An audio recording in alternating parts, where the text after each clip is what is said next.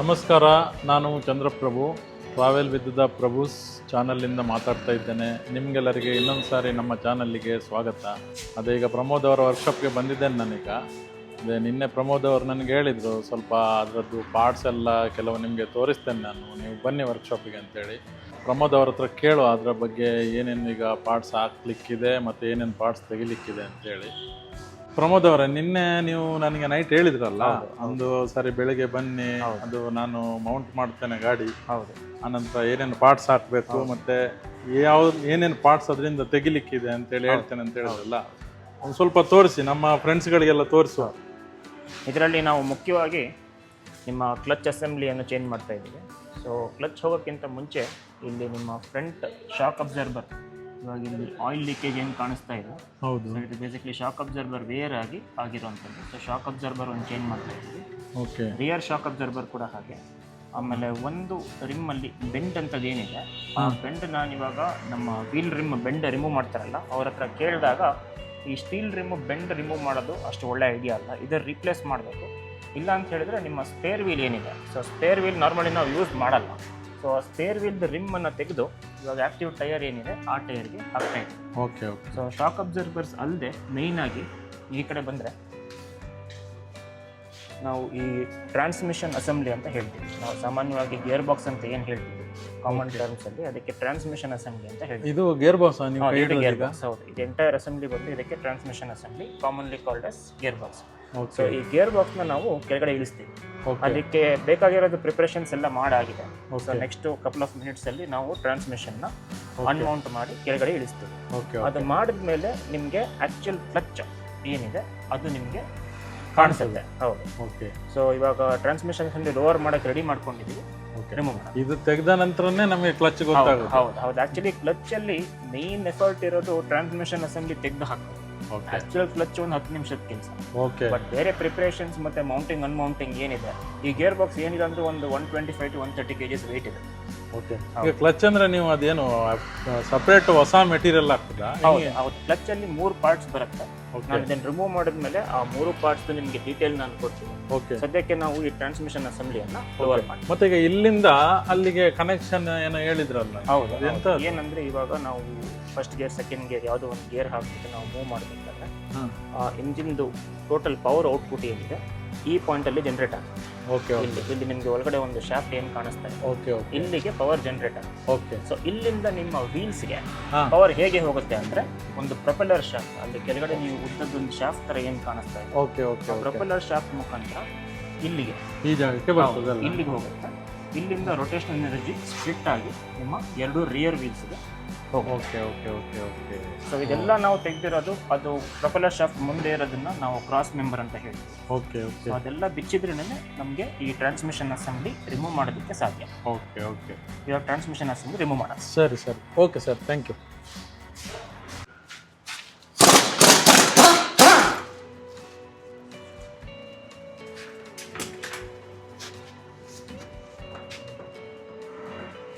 ಇದೀಗ ನಮ್ದು gear box ತೆಗಿತಾ ಇರೋದಲ್ವಾ ಅವರು? ಹೌದು. ಟ್ರಾನ್ಸ್ಮಿಷನ್ ಅಸೆಂಬ್ಲಿ ತೆಗಿತಾರೆ. Okay okay okay. ತುಂಬ ಭಾರ ಇದೆ ಇದು.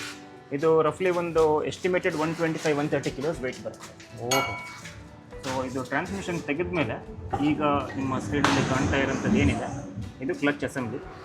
ಅದರಲ್ಲಿ ಹೊರಗಡೆ ಏನು ಕಾಣಿಸ್ತಾ ಇದೆ ಅದಕ್ಕೆ ನಾವು ಕ್ಲಚ್ ಪ್ರೆಷರ್ ಪ್ಲೇಟ್ ಅಂತ ಹೇಳ್ತೀವಿ. Okay okay. ಸೊ ಇವಾಗ ಕ್ಲಚ್ ಪೆಡಲ್ ನೀವು ತುಳಿಬೇಕಾದ್ರೆ ನಿಮ್ಗೆ ಏನಾದರೂ ಹಾರ್ಡ್ ಅನ್ಸಿದ್ರೆ ಈ ಪ್ರೆಷರ್ ಪ್ಲೇಟ್ ಇಲ್ಲಿ ಫಿಂಗರ್ಸ್ ಅಂತ ಏನು ಹೇಳ್ತೀವಿ, ಈ fingers are nothing but springs. Okay okay. ಈ ಸ್ಪ್ರಿಂಗ್ಗಳು ಹಾರ್ಡ್ ಆದಾಗ ನಿಮ್ಗೆ ಅಲ್ಲಿ ಕ್ಲಚ್ ಆಪರೇಟ್ ಮಾಡೋದಕ್ಕೆ ಕ್ಲಚ್ ಟೈಟ್ ಅನ್ಸುತ್ತಲ್ಲ, ಅದು ಇದರಿಂದ. ಅದ್ರ ಒಳಗಡೆ ಇನ್ನೊಂದು ಪಾರ್ಟ್ ಬರುತ್ತೆ, ಅದಕ್ಕೆ clutch disc or friction disc ಅಂತ ಹೇಳ್ತೀವಿ. ಸೊ ಈ ಕ್ಲಚ್ಚಲ್ಲಿ ಒಳಗಡೆ ಇರೋದು ಒಂಥರ ಫಂಕ್ಷನಲ್ ಪಾರ್ಟ್, ಹೊರಗಡೆ ಇರೋದು ಒಂಥರ ಅರ್ಗನಾಮಿಕ್ ಪಾರ್ಟ್ ಅಂತ ಹೇಳ್ಬೋದು. ಫಂಕ್ಷನಲ್ಲೇ but more of ergonomic. So ಕ್ಲಚ್ಚದು ಹಾರ್ಡ್ನೆಸ್ ಈ ಪ್ಲೇಟ್ ಡಿಸೈಡ್ ಮಾಡುತ್ತೆ. ಕ್ಲಚ್ಚದು ಎಫಿಷಿಯನ್ಸಿ ಬಂದು ಒಳಗಡೆ ಇರೋಂಥ ಫ್ರಿಕ್ಷನ್ ಡಿಸ್ಕ್ ಏನಿದೆ ಅದು ಡಿಸೈಡ್ ಮಾಡುತ್ತೆ.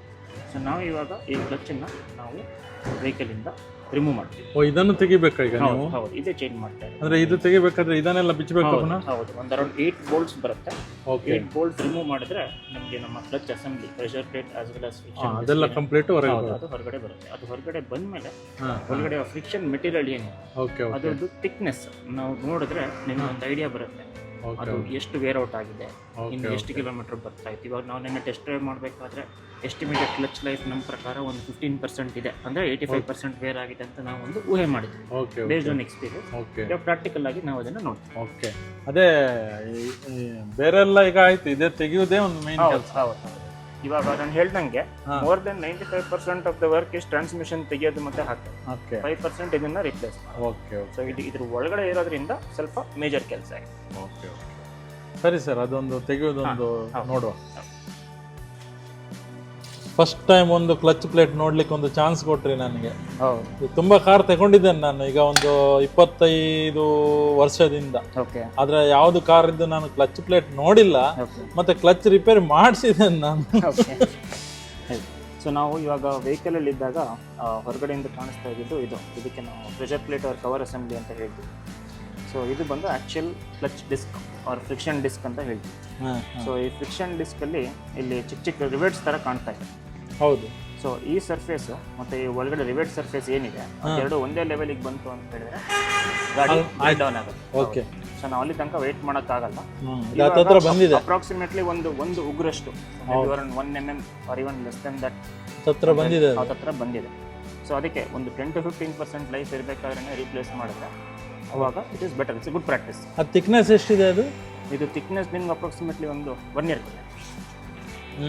ಅದು ಎಷ್ಟು ಬರ್ತದೆ ಜನರಲಿ? ಎಷ್ಟು ಥಿಕ್ನೆಸ್ ಬರ್ತದೆ ಅದು? ಇವಾಗ ನನ್ನ ಪ್ರಕಾರ ಇದಕ್ಕಿಂತ ಒಂದು 1.5 millimeters ಜಾಸ್ತಿ ಇದೆ.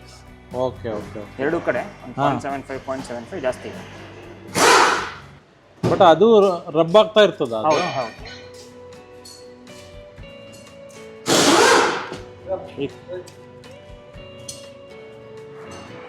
ಈಗ ಕರೆಂಟ್ಲಿ ಅಪ್ರಾಕ್ಸಿಮೇಟ್ಲಿ 11.5 millimeters ಇದೆ. ಓಕೆ. 11.5 millimeters ವೇರ್ ಆಗಿರೋವಂಥದ್ದು. ಸೊ ಹೊಸದು ಅಪ್ರಾಕ್ಸಿಮೇಟ್ಲಿ ಒಂದು 13.5 millimeters ಇರುತ್ತೆ. ಸೊ ಅದು ವೇರ್ ಆಗಿ ಈ ಲೆವೆಲ್ಗೆ ಬಂದಿದೆ. ಓಕೆ. ಸೊ ಇದು ಒಂದು 11.5 ಇದ್ದಿದ್ದು ಒಂದು 11ಗೆ ಬಂದರೆ 10.75 10.8ಗೆ ಬಂತಂದ್ರೆ ಮುಗಿತಲ್ಲ.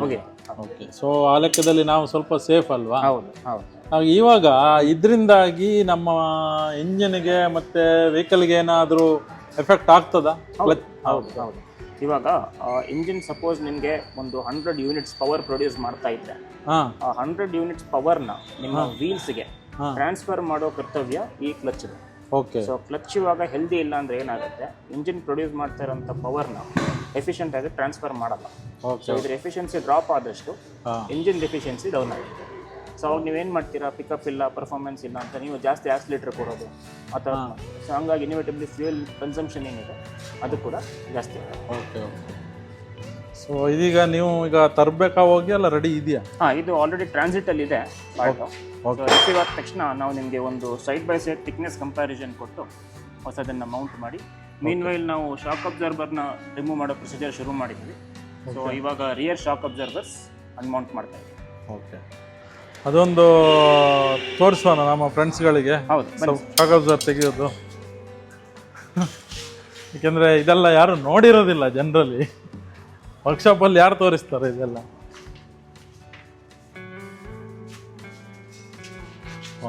ಒಂದು ಸಸ್ಪೆನ್ಷನ್ ಅಂತ ಹೇಳಿದ್ರೆ ಅದರಲ್ಲಿ ಸ್ಪ್ರಿಂಗ್ ಇರುತ್ತೆ, ಆಮೇಲೆ ಶಾಕ್ ಅಬ್ಸರ್ವರ್ ಇರುತ್ತೆ. ಸೊ ಸಾಮಾನ್ಯವಾಗಿ ಸ್ಪ್ರಿಂಗಿಗೆ ಏನಾಗಲ್ಲ. ಸ್ಪ್ರಿಂಗ್ ಏನಾದರೂ ಪ್ರಾಬ್ಲಮ್ ಆಗಬೇಕು ಅಂದರೆ ಅದೇನಾದರೂ ಕಲ್ಲು ಟಚ್ ಆಗಿ ಇಲ್ಲ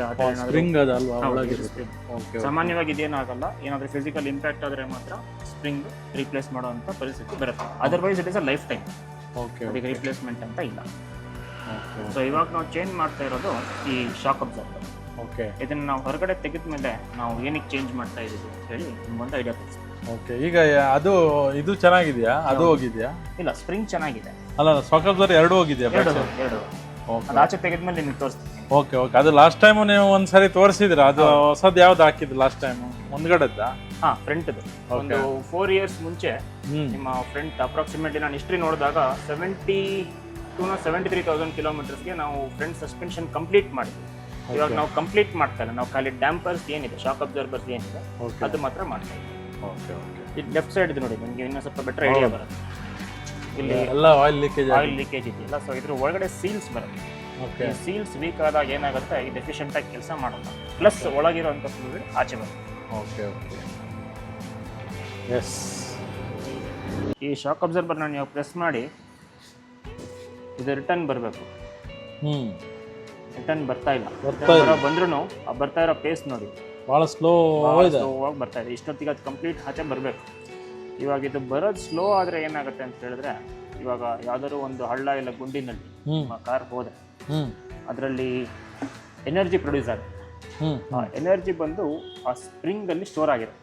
okay. So shock observer correct ಆಗಿದ್ರೆ ಆ ಎನರ್ಜಿನ ಡಿಸಿಪೇಷನ್ ನೀಟಾಗಿ ಆಗುತ್ತೆ, ಸಾಫ್ಟ್ ಆಗುತ್ತೆ. ಇದು ಕರೆಕ್ಟ್ ಆಗಿಲ್ಲ ಅಂದ್ರೆ ಏನಾಗುತ್ತೆ, spring bounciness, spring is a bouncy thing by nature. So spring bounciness ಜಾಸ್ತಿ ಆಗಿ ವೆಹಿಕಲ್ದು ನಿಮ್ಮ ರೈಡ್ ಕಂಫರ್ಟ್ ಅಂತ ಏನು ಹೇಳ್ತೀವಿ, ರೈಡ್ ಕ್ವಾಲಿಟಿ ಅಂತ ಏನು ಹೇಳ್ತೀವಿ, ಅದು ಹ್ಯಾಂಪರ್ ಆಗುತ್ತೆ. ಸೊ ಅದಕ್ಕೆ ಶಾಕ್ ಅಬ್ಸರ್ವರ್ಸ್ ಕರೆಕ್ಟ್ ಇವಾಗ ನೋಡಿ, ಇದು ಗಾಡಿಯಿಂದನೇ ಬಂದಿರೋದು. ಸೊ ಆಲ್ಮೋಸ್ಟ್ ಹೌದು 1,20,000 ಕಿಲೋಮೀಟರ್ಸ್ ನಿಯರ್ ಬೈ ಇದು ಸರ್ವಿಸ್ ಕೊಟ್ಟಿದೆ, which is good life considering ನಮ್ಮ ಈ ಕರೆಂಟ್ ಡ್ರೈವಿಂಗ್ ಸಿನಾರಿಯೋ ನೋಡಿದ್ರೆ ಎಲ್ಲ ಹಳ್ಳದಲ್ಲಿ ಹಾಕ್ಬಿಟ್ಟಿದೆ ನಾನು. ಸೊ ಬೇಸಿಕ್ಲಿ ಆ ಸ್ಪ್ರಿಂಗ್ ಎನರ್ಜಿ ಏನಿದೆ ಅದನ್ನು ಕರೆಕ್ಟಾಗಿ ಚಾನಲೈಸ್ ಮಾಡಬೇಕು ಅಂದರೆ ಶಾಕ್ ಅಬ್ಸರ್ವರ್ ಕರೆಕ್ಟಾಗಿ ವರ್ಕ್ ಮಾಡೋದು ಎಸೆನ್ಷಿಯಲ್. ಸೊ ಆ ಕಾರಣಕ್ಕೆ ನಾವು ಇದನ್ನು ರಿಪ್ಲೇಸ್ ಮಾಡ್ತೀವಿ. ಈಗ 4 ಚೇಂಜ್ ಮಾಡಿಕೊಡ್ತೀರಾ? 4 ಮಾಡ್ತಾ ಇದ್ದೀವಿ. ಓಕೆ, ಸರಿ ಸರ್. ಇದು ನಮ್ಮದು ಇದು ಅಲ್ವಾ, ಏನು ಹೇಳಿದ್ದು ನೀವು? ಇದು ಟ್ರಾನ್ಸ್ಮಿಷನ್ ಅಸೆಂಬ್ಲಿ. ಹೌದು. ಸೊ ಇದು ಬಂದು ನಾವು ಇನ್ಪುಟ್ ಶಾಫ್ಟ್ ಅಂತ ಹೇಳ್ತೀವಿ. ಓಕೆ. ಇಂಜಿನಿಂದ ಪವರು ಇದಕ್ಕೆ ಒಳಗಡೆ ಹೋಗುತ್ತೆ, ಅಲ್ಲಿಂದ ಪವರ್ ಔಟ್ಪುಟ್, ಅಲ್ಲಿಂದ ನಾವು ಅವಾಗಲೇ ತೋರಿಸಿದ್ವಲ್ಲ ಪ್ರೊಪೆಲ್ಲರ್ ಶಾಫ್ಟ್ ಮುಖಾಂತರ ಹಿಂದ್ಗಡೆ ವೀಲ್ಸ್ಗೆ ಪವರ್ ಹೋಗುತ್ತೆ. ಓಕೆ, ಸರಿ. ಹಾಗಾದರೆ ಸದ್ಯಕ್ಕೆ ಎಲ್ಲ ಒಂದು ಸಾರಿ ಇದೆಲ್ಲ ಪಾರ್ಟ್ಸ್ ಯಾವುದು ಚೇಂಜ್ ಮಾಡೋದಂತೆ ಆಯ್ತಲ್ಲ? ಹೌದು. ಇನ್ನು ಪಾರ್ಟ್ಸ್ ಬಂದ ಮೇಲೆ ನನಗೆ ಹೇಳಿ, ಬರ್ತೇನೆ ಒಂದು ಸಾರಿ. ಹೌದು, ಇನ್ನೊಂದು 15-20 ಮಿನಿಟ್ಸಲ್ಲಿ ಪಾರ್ಟ್ಸ್ ರಿಸೀವ್ ಆಗುತ್ತೆ. ರಿಸೀವ್ ಆದಮೇಲೆ ನಾವು ಒಂದು ಸೈಡ್ ಬೈ ಸೈಡ್ ಕಂಪ್ಯಾರಿಸನ್ ಮಾಡಿ ಕ್ಲಚ್ಚಲ್ಲಿ ಥಿಕ್ನೆಸ್ ಎಷ್ಟು ವೇರ್ ಔಟ್ ಆಗಿದೆ, ಶಾಕ್ ಅಬ್ಸರ್ವರಲ್ಲಿ ಎಷ್ಟು ಬೇಗ ಎಕ್ಸ್ಪ್ಯಾಂಡ್ ಆಗಬೇಕು, ಅಷ್ಟು ಆಗ್ತಾ ಇದೆಯಾ ಇಲ್ವೋ ಅಂತೇಳಿ ನಮಗೊಂದು ಕಂಪ್ಯಾರಿಟಿವ್ ಐಡಿಯಾ ಒಂದು ಸಿಗುತ್ತೆ. Yes sir. ಇವಾಗ ಮೆಟೀರಿಯಲ್ ಬಂತಂತ ಹೇಳಿದ್ರಿ, ನೀವು ಫೋನ್ ಮಾಡಿದ್ರಿ ನನಗೆ, ಅದಕ್ಕೆ ಈಗ ಬಂದಿದ್ದೇನೆ ನಾನು. ಏನೇನು ಪಾರ್ಟ್ಸ್ ಬಂದಿದೆ ಅಂತ ಸ್ವಲ್ಪ, ಯಾಕೆಂದ್ರೆ ನಮ್ಮ ಮಿತ್ರರಿಗೆ ಇದೆಲ್ಲ ನೋಡ್ಬೇಕಾಗ್ತದೆ, ಅದಕ್ಕೋಸ್ಕರ ನೀವು ಒಂದು ತೋರಿಸ್ಬಿಡಿ. ಓಕೆ, ನಾವು ಇಂಡೆಂಟ್ ಮಾಡಿರುವಂಥ ಎಲ್ಲ ಪಾರ್ಟ್ಸ್ನು ಬಂದಿದೆ. ಸೊ ಅದರಲ್ಲಿ ಇವಾಗ ನಿಮ್ಮ ಮುಂದೆ ಕಾಣಿಸ್ತಾ ಇರೋದು ಕ್ಲಚ್ ಅಸೆಂಬ್ಲಿ. ಸೊ ಆವಾಗಲೇ ನಾವು ಇದರದ್ದು ಹಳೆಯ ಕ್ಲಚ್ದು ಒಂದು ಡಿಸ್ಕ್ ಥಿಕ್ನೆಸ್ ಒಂದು ಮೆಷರ್ ಮಾಡಿದ್ವಿ. ಅದೇ ಅಪ್ರಾಕ್ಸಿಮೇಟ್ಲಿ ಅರೌಂಡ್ 11.2 ಹತ್ರ ಇದೆ. ಓಕೆ. ಅದೇ ಇವಾಗ ಹೊಸ ಡಿಸ್ಕ್ದು ಮೆಜರ್ಮೆಂಟ್ ಮಾಡಿದ್ರೆ ಇದು ಅಪ್ರಾಕ್ಸಿಮೇಟ್ಲಿ ಒಂದು 14 ಮಿಲಿಮೀಟರ್ಸ್ ಇದೆ. ಸಾಧಾರಣ 2 ಮಿಲಿಮೀಟರ್. ಹೌದು, 3 millimetres, 2.8 millimetres wear and tear ಆಗಿದೆ.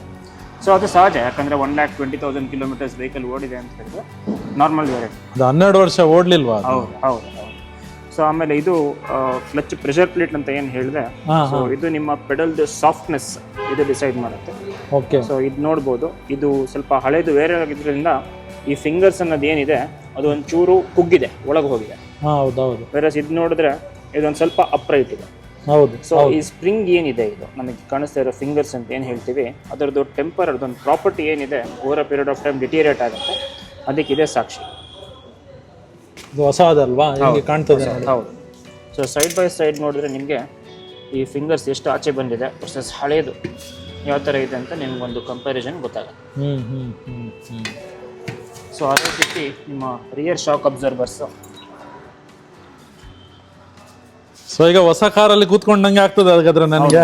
ಎಲ್ಲ ಫಿಟ್ಟಿಂಗ್ ಆದಮೇಲೆ ಸೊ ಇವಾಗ ಈ ಶಾಕ್ಸ್ನ ನಾನು ಎರಡನ್ನೂ ಈಕ್ವಲ್ ಆಗಿ ಪ್ರೆಸ್ ಮಾಡಿ ಎರಡನ್ನೂ ಫ್ರೀ ಆಗಿ ಬಿಡ್ತೀನಿ.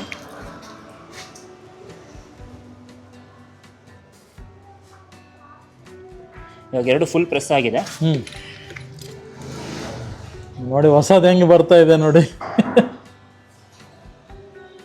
ಸೊ ಇದಾಗಲೇ ಫುಲ್ ಓಪನ್ ಆಗಿದೆ, ಇದನ್ನು ಅರ್ಧನೂ ಬಂದಿಲ್ಲ.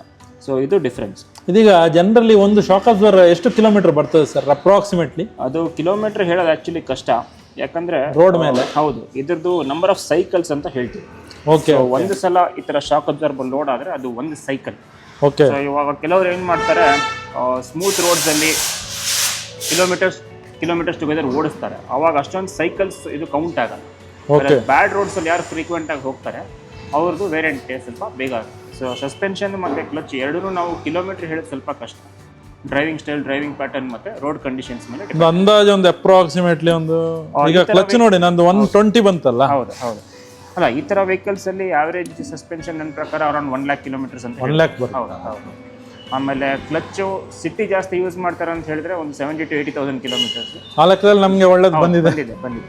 ಇನ್ಫ್ಯಾಕ್ಟ್ ಕೆಲವೊಂದು ಹೈವೇ ಮಾತ್ರ ಓಡಿಸಿರುವಂಥ ವೆಹಿಕಲ್ಸ್ ನಮ್ಮ ಹತ್ರ ಸರ್ವಿಸಿಗೆ ಬಂದಾಗ ಅವ್ರು ಇವನ್ 2.5 lakh ಸ್ಟಾಕ್ ಕ್ಲಚ್ಚಲ್ಲಿ ಓಡಿಸಿದ್ರು ಕೂಡ ಇದೆ. ಓಹೋ. ಸೊ ಇಟ್ ಈಸ್ ಒಂಥರ ಕಷ್ಟ ಹೇಳೋದು, ವೇರ್ ಆ್ಯಂಡ್ ಟೇರ್ ಐಟಮ್ ಅಲ್ವಾ, ಸೊ ಹಾಗಾಗಿ ಪ್ರೆಡಿಕ್ಟ್ ಮಾಡೋಕ್ಕಾಗಲ್ಲ. But average rule of thumb ತಗೊಂಡ್ರೆ around 1 lakh suspension, maybe 1 to 1.5 lakhs ಒಳಗೆ ಕ್ಲಚ್ ಕೆಲಸ ಒಂದು ಬರುತ್ತೆ.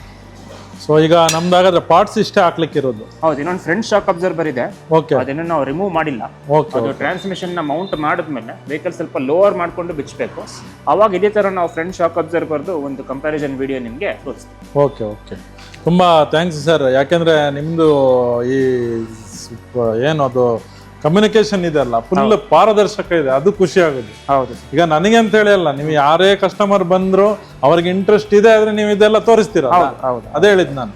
ಸೊ ಬೇಸಿಕಲಿ ಟ್ರಾನ್ಸ್ಪರೆನ್ಸಿ ಅನ್ನೋದು ನಾವು ಸಾಮಾನ್ಯವಾಗಿ ಮೇಂಟೈನ್ ಮಾಡ್ತೀವಿ. ಅದು ನಮಗೂ ಕೂಡ ಒಂಥರ ಸ್ಯಾಟಿಸ್ಫ್ಯಾಕ್ಷನ್ ಕೊಡುತ್ತೆ. End of the day customer satisfied ಇದ್ರೆ ನಾವು ಸ್ಯಾಟಿಸ್ಫೈಡ್ ಇರ್ತೀವಿ. ಸೊ ನಮ್ಮ ಸ್ಯಾಟಿಸ್ಫ್ಯಾಕ್ಷನ್ ನಾವು ಕಸ್ಟಮರ್ಗೆ ಹೇಳ್ತೀವಿ, it is not an advantage. ಯಾಕಂದ್ರೆ ರೋಡಲ್ಲಿ ಹೋಗುವ ವೆಹಿಕಲ್ ನೋಡಿ ಇದು, ಅದಕ್ಕೋಸ್ಕರ ಅವರಿಗೆ ಹೋಗುವಾಗ ಪ್ರಮೋದ್ ಅವ್ರು ಮಾಡಿ ಕೊಟ್ಟಿದ್ದಾರೆ ನಮಗೆ ಅಂತ ಒಂದು ಖುಷಿ ಇರ್ತದೆ. ಸೊ ನಾರ್ಮಲಿ ನಾವು ಸರ್ವಿಸಿಗೆ ಬರೋ ವೆಹಿಕಲ್ಸ್ ಅಲ್ಲಿ ಪ್ರೆಡಿಕ್ಟೇಬಲ್ ಫೇಲ್ಯೂರ್ಸ್ ಅಂತ ಏನು ಹೇಳ್ತೀವಿ ಅದನ್ನು ನಾವು ರೆಸ್ಪಾನ್ಸಿಬಿಲಿಟಿ ತಗೊಳಕ್ಕೆ ನೋಡ್ತೀವಿ. ಸೊ ಇದೆಲ್ಲ ಒಂಥರ ಪ್ರೆಡಿಕ್ಟೇಬಲ್ ಫೇಲ್ಯೂರ್ಸ್ ಅಲ್ಲೇ ಬರುತ್ತೆ. ಅದಕ್ಕೋಸ್ಕರ ನಾವು ಸ್ವಲ್ಪ ಒಂದು ಪ್ರೋಸೆಸ್, ಒಂದು ಚೆಕ್ ಲಿಸ್ಟ್ ಎಲ್ಲ ಫಾಲೋ ಮಾಡಿ ಡೀಟೇಲ್ ಆಗಿ ನೋಡ್ಬಿಟ್ಟು ನಾವು ಇದು ಮಾಡಿ ಕೊಡ್ತೀವಿ. Okay sir, thank you. ಹಾಗಾದ್ರೆ ಅದು ಫ್ರಂಟ್ ಶಾಕ್ ಅಬ್ಸರ್ವರ್ದು ಫ್ರಂಟ್ ಸ್ವಲ್ಪ ವೆಹಿಕಲ್ ಲೋವರ್ ಮಾಡಬೇಕು, ಆಮೇಲೆ ಲೋವರ್ ಮಾಡಿದ್ಮೇಲೆ ಐದು ತರ ಒಂದು ಸಿಂಗಲ್ ಕಂಪ್ಯಾರಿಸನ್ ಮಾಡುವ ಪಾರ್ಟ್ ಬಂದಿದೆ. ಬಟ್ ನನಗೆ ಅದು ಹಳೆಯದು ತೆಗ್ದೇ ಇಲ್ಲ, ಪರವಾಗಿಲ್ಲ, ತೊಂದರೆ ಇಲ್ಲ. ನಾವು ಆಲ್ಮೋಸ್ಟ್ ಸೇಮ್ ಅಲ್ವಾ, ಸೇಮ್ ಅಷ್ಟೇ ಅಲ್ವಾ? ಹೆಂಗೋ ಅದು ಇವಾಗ ರಿಯರ್ ಅಲ್ಲಿ ಯಾವ ತರ ಆಯಿಲ್ ಲೀಕೇಜ್ ನಮ್ಗೆ ಯಾವಾಗ ವಿಡಿಯೋದಲ್ಲಿ ಕಾಣ್ತಿದೆಯೋ ಇದ್ರಲ್ಲೂ ಅದೇ ತರ ಆಯಿಲ್ ಲೀಕೇಜ್ ಅದು ಅಲ್ಲಿ ಕಾಣ್ತಾ ಇದೆ ಅಲ್ಲ, ಇದೇ ನೋಡಿ, ಇಲ್ಲಿ ಜಾಗದ ಕ್ಲಿಯರ್ ಆಗಿ ಕಾಣ್ತಾ ಇದೆ ನೋಡಿ. ನೋಡಿ ಆಯಿಲ್ ಲೀಕೇಜ್ ಹೆಂಗೆ ಆಗಿದೆ ನೋಡಿ. ಸರಿ, ನೀವು ಅದು ರೆಡಿ ಮಾಡಿ ನನಗೆ ನಾಳೆ ಕೊಡ್ತೀರಾ ಗಾಡಿ? ಹೌದು, ಆಗುತ್ತೆ. ಇವತ್ತು ಆಲ್ಮೋಸ್ಟ್ ಎಲ್ಲ ಕೆಲಸನೂ ಫಿನಿಶ್ ಆಗುತ್ತೆ. ನಾಳೆ ಒಂದು ಫೈನಲ್ ಇನ್ಸ್ಪೆಕ್ಷನ್ ಮತ್ತೆ ಒಂದು ರೋಡ್ ಟೆಸ್ಟ್ ಮಾತ್ರ ಪೆಂಡಿಂಗ್ ಇದೆ. ಸರಿ ಸರಿ, ತುಂಬಾ ಥ್ಯಾಂಕ್ಸ್ ಸರ್. ಹಾಗಾದ್ರೆ ಥ್ಯಾಂಕ್ ಯು, ನಾಳೆ ಸಿಗುವ. ಆಯ್ತು. ನಮ್ಮ ಈ ವಿಡಿಯೋ ನೋಡಿದ್ದಕ್ಕಾಗಿ ಧನ್ಯವಾದಗಳು. ನಮಸ್ಕಾರ.